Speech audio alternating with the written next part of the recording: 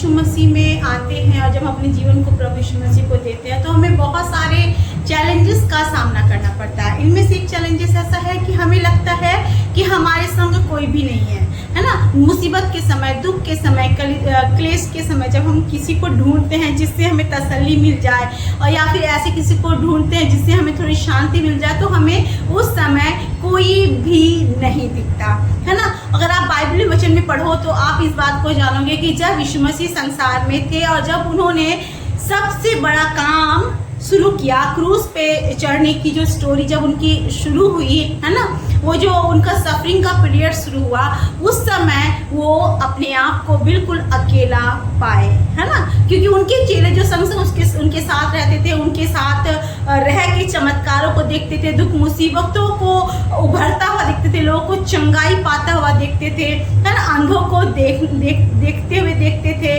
लंगड़ों को चलते हुए देखते थे, है ना। फिर मुर्दों को, है ना, जीवित होते हुए देखते थे। वो चेले जो इस बात को जानते थे कि he is not a ordinary man but he is the son of God, he is the son of God. वो चेले जब यीशु मसीह को सफरिंग शुरू हुआ, जब ये बात शुरू हुई कि उनको क्रूस पे चढ़ना है और क्रूस की कथा की स्टोरी जब शुरू होती है, तब वो यीशु मसीह को छोड़ के चले जाते हैं, है ना। पतरस जो चैलेंजेस करता था और कि प्रभु सबको ही तुम्हें छोड़ देंगे लेकिन मैं तुम्हें नहीं छोड़ूंगा, वो भी उसको छोड़ देते हैं। तो it is a very similar thing in our life also कि जब हम अपने जीवन में दुख में होते हैं, मुसीबत में होते हैं, ताड़ना में होते हैं, मतलब हमें ऐसा लगता है कि अब हम बहुत ही परेशान हैं, हमें किसी की सहायता की ज़रूरत है जो हमें शांति दे सके, जो हमें संभाल सके, जो हमारी सहायता कर सके।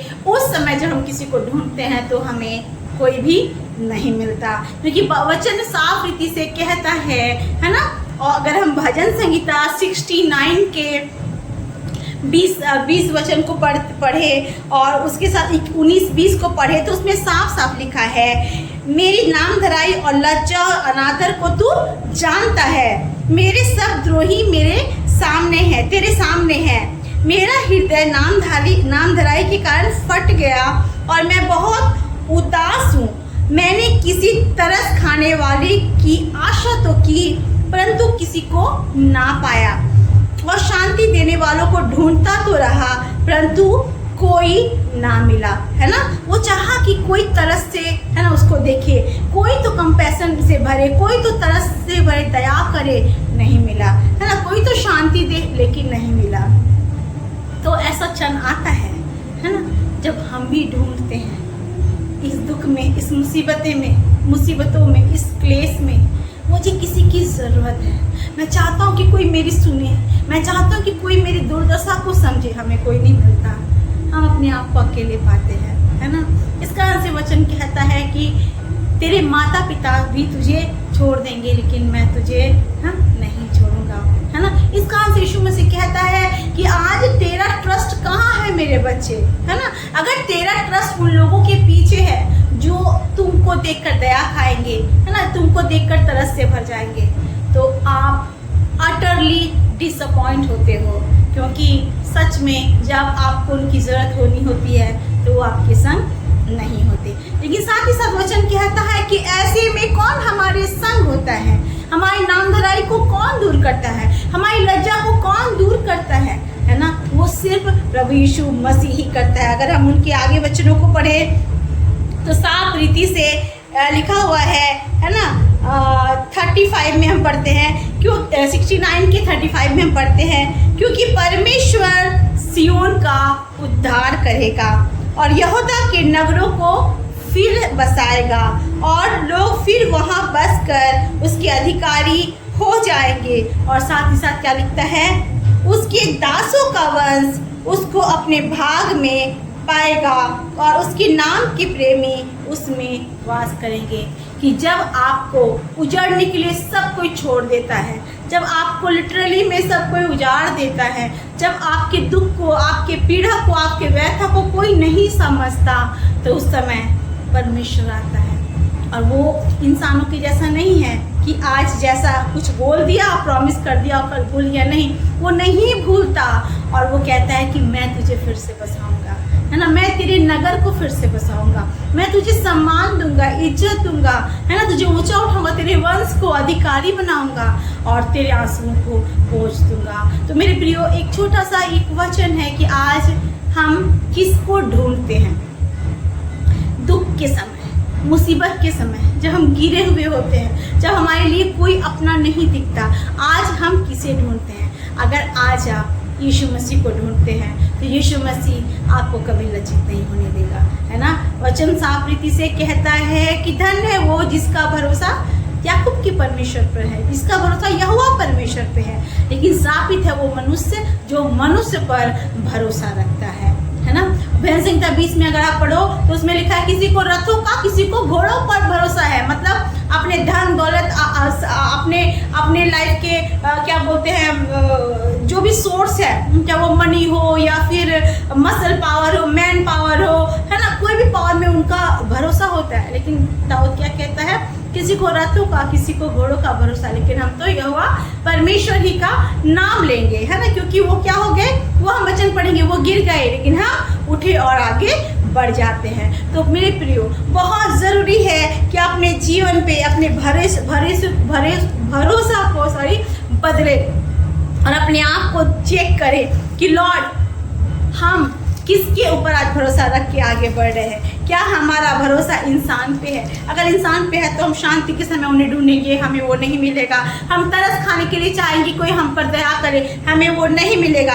लेकिन जब हम परमेश्वर की और अपनी आंखों को लगाएंगे तो वो परमेश्वर सदा ना केवल आपके लिए इंतजार कर रहा होगा, लेकिन वो आपके जीवन के आंसुओं को पोंछ कर आपको ऊंचा उठाएगा। भजन संहिता 20 में हम पढ़ना चाहेंगे 7 से लेके 8 वचन कहता है, किसी को रथों का और किसी को घोड़ों का भरोसा है, परंतु हम तो अपने परमेश्वर यहोवा ही का नाम लेंगे। वे तो झुक गए। कौन झुक गए? जिनका भरोसा घोड़ों पर था, है ना, रथों पर था। That means they had money, they have muscle power, they have all the powers, है ना, वो तो झुक गए और गिर पड़े। लेकिन जिसका भरोसा परमेश्वर पर था वो क्या हुए? परंतु हम उठे और सीधे खड़े हैं। हमें हमारे जीवन में उठाने वाला, हमें हमारे जीवन में आगे बढ़ाने वाला, हमें हमारे जीवन के हर एक युद्ध को जिताकर आगे चलाने वाला सिर्फ यहोवा परमेश्वर है। और उस परमेश्वर पर भरोसा रखें। चाहे आप इस संसार में अपने दुख और मुसीबत के समय किसी पर भी आशा रखें या किसी पे भी आप लालसा रखें, एक्सपेक्ट करें कि ये मेरी सुनेगा, ये मेरी समझेगा, ये मुझ पर दया करेगा। मेरे प्रियो, कोई भी आपके संग नहीं आएगा, लेकिन आपके पास सिर्फ प्रभु यीशु मसीह आएगा। वो आपके निरादर को दूर करेगा, वो आपको फिर से बसाएगा, वो आपके भरोसों को मजबूत करेगा, वो आपको कभी गिरने नहीं देगा, क्योंकि वचन साफ रीति से कहता है कि वो इज़राइल को फिर से बसाएगा। आज आपकी परिस्थिति कैसी भी क्यों ना हो, God is able to establish you once again. परमेश्वर एक बार फिर से आपको बसाने में सक्षम है। आप उस पर भरोसा रखें और अपने परमेश्वर के वचन को थाम कर आगे बढ़े, वो आपको कभी लज्जित नहीं होने देगा। प्रभु इस वचन के अनुसार आप सबों को आशीष दे। आइए हम प्रार्थना करें। अनुग्रहकारी परमेश्वर पिता, आज का वचन के लिए हम आपका धन्यवाद करते हैं प्रभु, जो इस प्रकार से कहता है कि जब हम निराश होते हैं और दुखी होते हैं प्रभु, हम ढूंढते हैं कि कोई हम पर तरस खाए, हम ढूंढते हैं कि कोई हमें शांति दे पिता। ना कोई तरस खाने वाला मिलता है, ना कोई शांति देने वाला मिलता है प्रभु। हम बिल्कुल टूट जाते हैं परमेश्वर पिता और हम आपकी ओर ताकते हैं परमेश्वर पिता। तब आपका वचन कहता है कि आप हमारे लिए उठ कर आते हैं प्रभु और आप हमें फिर से बसाते हैं परमेश्वर पिता। प्रभु हम धन्यवाद करते हैं प्रभु। संहिता 102:13 में आपने कहा है प्रभु, तो उठकर सियोन पर दया करेगा, क्योंकि उस पर दया करने का ठहराया हुआ समय आ गया है। पिता, आज प्रार्थना करते हैं जितने इस वचन को सुन रहे हैं, इस प्रार्थना को सुन रहे हैं, उनका भरोसा इंसानों पर से उठ जाए और आप पर लग जाए प्रभु, क्योंकि इंसान हमें धोखा देते हैं, यीशु कभी धोखा नहीं देता, वो हमें कभी नहीं छोड़ता प्रभु। और क्योंकि आपका प्रभु आप पर वो भरोसा रखेंगे परमेश्वर पिता, वो कभी लज्जित ना होंगे परमेश्वर पिता। वो इस बात को जाने पाए, my God will never put me down, my God will never let me down Appa.